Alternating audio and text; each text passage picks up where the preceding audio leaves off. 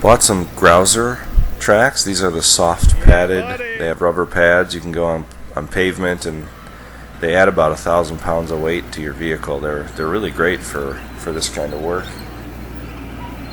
Problem is, if you run these tracks and your tires aren't the same size, so your front tire is bigger or smaller than your rear, it puts a lot of stress on the machine and you're going to break something, which is what happened to me.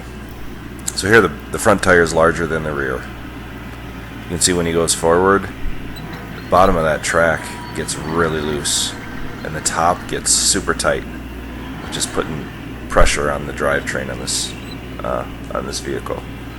Then when he goes in reverse, you can see the opposite happens. The top gets loose and the bottom gets tight.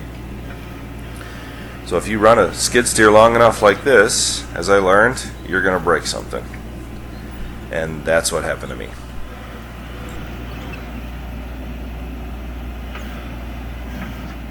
In my case, I think I got off easy.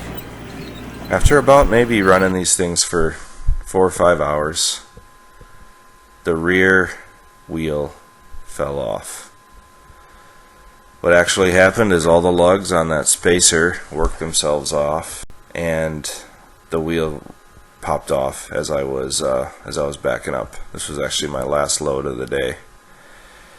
So it cost me a new spacer, and that rim, you can see it kind of bored out some of those lug holes, so that rim is pretty much shot.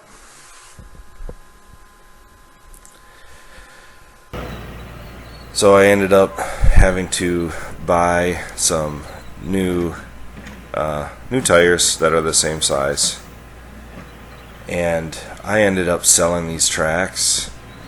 The thing I learned was I'm often working alone, and 500-pound tracks are just too much for one guy to, if you do run into a problem, for one guy to handle, or if you ever want to take them off, it's really a multi-person job. So I ended up getting some different lighter tracks. I've got another video about that if you're interested in checking it out. Here's some more footage of these Grouser tracks in action.